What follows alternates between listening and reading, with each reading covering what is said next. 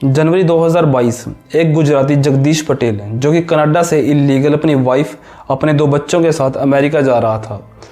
US Canada border पर पहुंचकर उसे गाड़ी लेकर जाने वाली थी, लेकिन रात में वहां का टेम्परेचर -38 डिग्री होने के कारण अपनी वाइफ और अपने बच्चों के साथ बर्फ़ में जमकर मर गया। जब वो पुलिस को मिला तब उसके हाथ में उसका बेटा जो कि करीब 8 साल का था कंबल में लिपटा हुआ मिला। किसी न किसी तरीके से भारत के भी 3 करोड़ लोग विदेशों में बसे हुए हैं। हमें बताया और दिखाया यह जाता है कि अगर बाहर चले गए तो हमारी भी लाइफ मजे में कटेगी, लेकिन एक और सच है जो लोगों से छुपाया जाता है। या तो उसके बारे में बात नहीं होती या फिर लोग करना नहीं चाहते। जैसे ही कोई इंडियन विदेशी धरती पर पैर रखता है तो एयरपोर्ट से निकलते ही सबसे पहली चुनौती उसके सामने आती है कि वो कहाँ रहेगा और कमाएगा कैसे। जो व्यक्ति जमीन बेचकर और पैसे उधार लेकर पढ़ने के लिए आया है, क्या वो अपने पैसे चुका पाएगा? लोग विदेश जाने के लिए कोई भी रास्ता अपनाने के लिए तैयार हैं, चाहे वो लीगल हो या फिर इलीगल। इस टाइम के अनुसार अमेरिका में इलीगल घुसने के लिए 2022 से 2024 तक 29 लाख लोग पकड़े गए, जिसमें से 90,000 लोग तो इंडियन ही थे। ये ध्यान रखें कि किसी भी देश में पहुंचते ही आप बिल्कुल अकेले होते हैं, आप अपने रखवाले खुद ही वहां पर होते हैं। और जो भारतीय स्टूडेंट वीजा पर कनाडा जैसे देश में पढ़ने के लिए जाते हैं, वो अपना लगेज उठाकर डोर टू डोर ये पूछते मिल जाएंगे क्या रहने की कोई जगह है। कनाडा की हाउसिंग मार्केट बहुत ही ज्यादा अनस्टेबल है। कनाडा की हाउस मार्केट ही बहुत ज्यादा कॉस्टली है। 2000 से लेकर 2021 तक वहाँ के जो हाउस प्राइस है वो 355% तक बढ़ चुके हैं। स्टूडेंट की जो आधी सैलरी है वो तो सिर्फ घर का किराया देने में निकल जाती है कि रेंटल जो प्रॉपर्टीज है वो ऑलमोस्ट डबल हो गई है। जो कि किसी ने झाड़ू पोछे मारकर, किसी ने डिलीवरी ड्राइवर का काम करके और किसी ने सारी रात जाग कर पैसे कमाए हुए होते हैं। कनाडा में होमलेसनेस बहुत बड़ी हुई है। वहाँ पर लोग बेसमेंट्स, टेंट्स और स्टोर रूम्स में सोने को मजबूर हैं। वहीं कुछ स्टूडेंट्स अपनी कार में सो रहे हैं। पॉपुलेशन इतनी हो चुकी है ब्रैम्पटन ਦੇ ਵਿੱਚ ਖਾਸ ਕਰਕੇ कि ਇੱਥੇ रहने ਨੂੰ जगह ही नहीं है। जब ये कुछ को मजबूरी में महंगे मोटल्स में रहना पड़ता है, जिनका एक दिन का किराया $100 के आसपास होता है, जो कि इंडियन रुपीज में 8,000 रुपये बैठता है। कुछ स्टूडेंट तो लंगर खाकर अपना पेट भर रहे हैं, वहीं कुछ भीख मांगने को भी मजबूर हैं। भूखे मरने की नौबत इसलिए भी आ गई है कि जो इंडियन है वो किसी दूसरे इंडियन को देखना तक पसंद नहीं करते, क्योंकि अगर वो वहां रहे तो उनकी नौकरी मिलने की संभावना कम हो जाएगी। एक तो इंडियन और दूसरा कनेडियन भी सिर्फ कनेडियन को नौकरी देना चाहता है।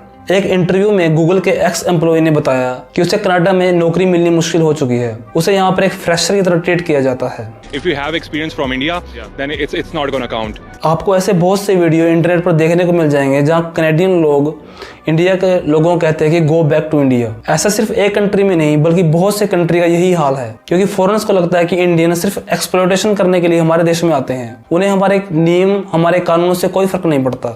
It's a crime when there's so many Indians taking over Canada. In America, there's too many of you guys here. So why are you in Poland? Go back to fucking India. Back to India. Why? और ना ही ये लोग साफ सफाई का कोई ध्यान रखते हैं। हाइजीन के लिए तो इंटरनेट पर इन्हें बहुत ज्यादा ट्रोल किया जाता है। एंड्रयू टेट ने दलजीत दोसांझ को ट्रोल करते हुए एक ट्वीट किया था, जिसमें उसने कहा था कि इसमें से करी की स्मेल आती है। फॉरेनर ये सोचते हैं कि इंडियन सिर्फ पैसा कमा के अपने देश भेजना चाहते हैं, उन्हें हमारे देश से कोई लेना देना नहीं है। इंडियंस का मेजर कंट्रीज में ओवर क्राउडेड होने के कारण उन्हें जॉब मिलनी मुश्किल हो चुकी है। लोगों को अपना रिज्यूमे देने के लिए घंटों लाइन में लगना पड़ता है।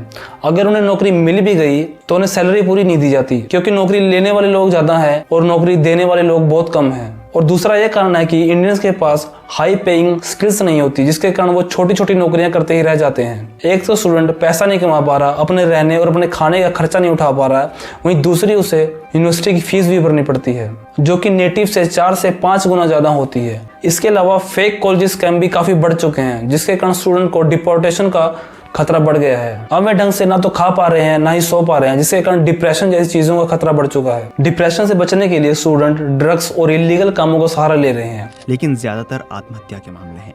उसके बाद ड्रग ओवरडोज के केस आते हैं। इसके कारण बहुत से स्टूडेंट तो जेलों में भी पड़े हैं। इसके अलावा इनके माँ बाप जो इंडिया में हैं, अपने बच्चों के लिए परेशान रहते हैं। ज्यादातर बच्चे तो पढ़ने के बहाने उन देशों में कमाने के लिए जाते हैं, या फिर कुछ लोग तो PR लेकर वहाँ सेट होना चाहते हैं। कुछ लोगों को तो कई सालों से अमेरिका का ग्रीन कार्ड नहीं मिला।